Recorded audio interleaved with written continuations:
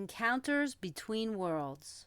Why are you trying so hard to fit in when you were born to stand out? Ian Wallace.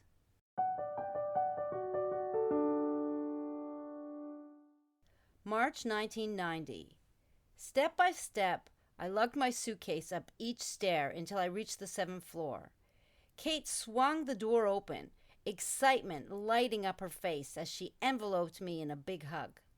"It's been forever since we were together," she exclaimed in her thick South African accent. "I know, I missed you too." I settled down on our familiar couch and looked around at the living room that we had decorated together the summer before. I wondered if more books had accumulated since I had left. "What are your plans?" I asked her. That always seemed to be the question. "I'm going to enlist in the army too," she shared. "So we'll be soldiers at the same time?" I exclaimed. "Yes," she said, grinning widely. "Are you going to continue living here?" I asked her. "For now, but maybe I'll move to a kibbutz like you. They have a program where they adopt foreign soldiers who don't have any family here. We can go live there for free and just do a bit of work on our days off," she replied enthusiastically, which was quite out of character for her, given her normally calm demeanor. "Oh, that sounds cool. I'm heading to kibbutz Yehel near Eilat, where I will start the Nahal Army program and work on a kibbutz for 6 months. I'll let you know how that goes when I come to visit next. Right now, we will be working in the agricultural fields until we get drafted." "Good, so we'll be together one more time," she said, pleased. I found Kate more enthusiastic than ever about her decision to join the army, reinforcing my belief that it was a good decision. A few days later, I left Kate and embarked on the bus journey south toward Eilat. After 2.5 hours, the bus stopped in Beersheba to take a rest and pick up passengers.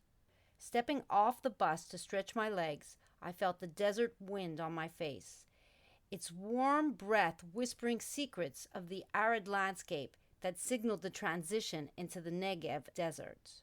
It was another one of those strange interludes between lives. I had just bid farewell to my friends in Canada and Kate in Jerusalem, yet the faces of the new people and my future residents remained unknown. It felt like I was between worlds. On the next part of the trip, the bus descended into the Jordan Valley, which was considered Earth's lowest point. The bus headed in the direction of the Dead Sea, a body of water so saturated with salt that you could effortlessly float on its surface, leisurely reading a newspaper as if seated on a beach chair. The surrounding area displayed layers of sedimentary rock, including sandstone, marl, and minerals left by evaporated water, which gave it a tinted look with the reflection of lights. Gazing out my window, I was in awe of the beauty and at peace in this transitional moment. 1 hour before we arrived in Eilat, I got off at the stop in front of the kibbutz. It seemed like I was in the middle of nowhere, only this time I was more familiar with the long kibbutz entrances. I stood there taking it all in and started to question myself. What did I get myself into? A wave of doubt invaded my body, and I was having a moment of panic. "Are you crazy?" I second-guessed myself. "Oh my God, don't think, just go now," I ordered, standing in the middle of a deserted highway. "Do you really think this is the time? Pick up your bag and start walking," I scolded myself.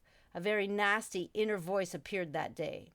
"But the entrance looks far away," I complained. "Are you ever going to travel lighter?" My heavy duffel bag cut into my shoulder. The verbal battle raged in my head, and at the same time my legs took over and I started walking. Well, at least it isn't uphill like the last one, I thought.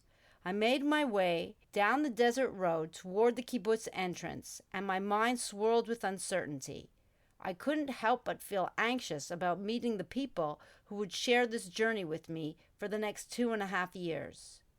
As part of the Nahal military program, we would spend 6 months working and assisting on the kibbutz, providing labor in exchange for our stay.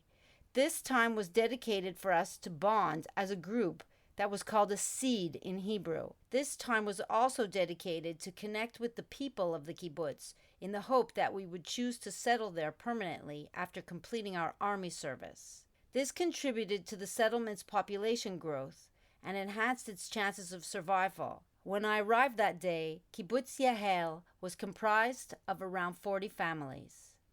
The kibbutzim in Israel during this time opened their doors to anyone who was willing to work in exchange for food and lodging. It was an agricultural experience that many young foreigners undertook, but it wasn't limited to foreigners. Israelis looking to escape the city also joined the kibbutz, hoping for a life that was closer to nature and the outdoors. When I got to the entrance of the kibbutz, the others from my seed were waiting for me in the dining hall. Our group consisted of young adults from other countries who enlisted in the army and didn't have any family in Israel. We were called lone soldiers. An American, an Australian, an Argentinian, a Briton, and me, a Canadian. There were also seeds made up of only Israelis, but I was enlisted in one with only foreigners. The Nahal established this specialized program aimed at providing a sense of belonging and purpose to lone soldiers, but it also presented a hindrance to my aspiration of assimilating seamlessly into Israeli society. I met the woman with whom I was going to room, who was from the United States. Be patient, maybe it'll all work out, I thought hopefully, smiling at my new roommate, who led me to our room. The next morning at breakfast, I encountered a man who appeared to be at least a decade older than me. His disheveled, long hair and unruly beard added a rugged charm that I found strangely alluring. His name was Felix, and I soon learned that he was on the kibbutz to rid himself of a heroin addiction. Intrigued by his presence and seeking comfort for my perpetually jittery nerves, I contemplated approaching him for a source of hashish. We mingled and conversed, and what began as a simple exchange quickly evolved into a kibbutz romance. During our days off, we wandered through the tranquil oasis of En-Gedi, situated in the desert west of the Dead Sea. As we strolled, Felix trailed behind me, his guitar in hand, serenading me with soulful blues melodies that seemed to echo through the serene surroundings. On other occasions, we ventured out to camp by the shores of the Dead Sea, immersing ourselves in the raw beauty of the desert landscape. Stripped of our inhibitions, we roamed naked, guided by the rhythmic strumming of Felix's guitar. Despite never having taken a formal lesson, his spontaneous melodies captivated me, weaving a spell of enchantment that lingered long after the music had ceased. On the kibbutz, Felix was polite and friendly to me in shared spaces, and I never felt that I lost my self-respect. I did not believe that his heroin addiction meant that he was a bad person, and he was always very respectful to me. But our relationship was a roller coaster of emotions, a collision of two burdened souls navigating the turbulent waters of our respective pasts.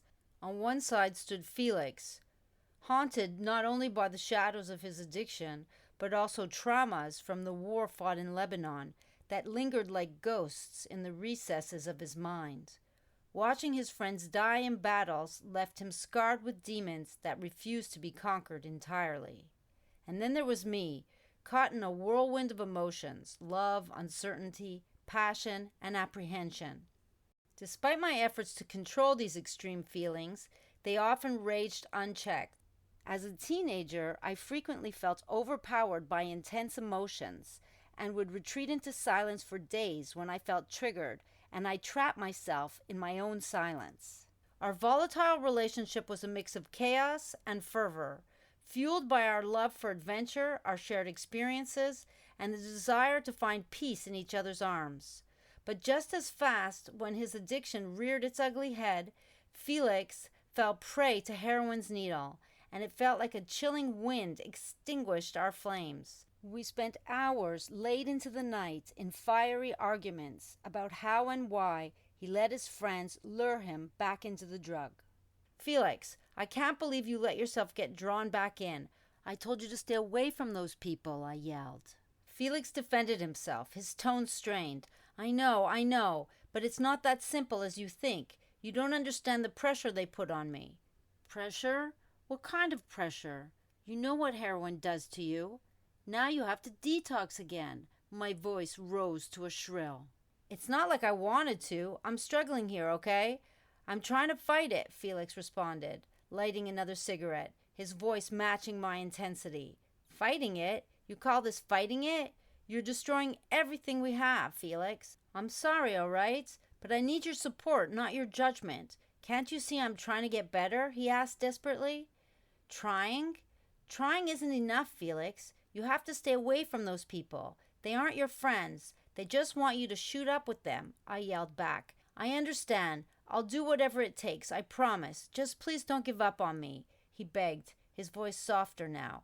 I don't want to give up on you, Felix, but you have to show me that you're serious about getting clean. I don't want to keep going through these arguments and watching you destroy yourself, I confessed, my frustration mixed with a deep sense of sadness. I will, I swear. I'll do whatever it takes to make things right between us. Just please give me another chance, he implored, his eyes pleading for forgiveness. Fine, but this is your last chance, Felix, I warned. I understand. I won't let you down again, I promise, he smiled sheepishly, a glimmer of hope shining through his eyes. I was young and idealistic, and I knew that I myself suffered from internal conflicts and sadness that I carried inside me. This went on for many more months, while at the same time I tried to integrate with the foreigner group, but felt that our diverse cultures and backgrounds made it difficult. While the nature of the seed intended to foster a sense of belonging, it only seemed to reinforce my sense of otherness. The world I wanted to integrate into continued to remain just out of reach. It felt as though we were a collection of misfits, each with our own distinct story, struggling to find common ground. I longed for a sense of belonging that I believed could only be found among the native Israelis, where I could fully immerse myself in the culture and way of life that had drawn me to this land. It was this longing that ultimately drove me to spend more time in Felix's company, but this only distanced me from the integration I so much desired, since drug addicts are generally and sadly the rejects of society. He was not able to honor his promise to quit the drug and succumbed to relapse whenever one of his city friends paid a visit. Each time he fell back into its grasp and had to endure the grueling process of detoxification. I held him close as he trembled incessantly from withdrawal, only to witness him get lured back.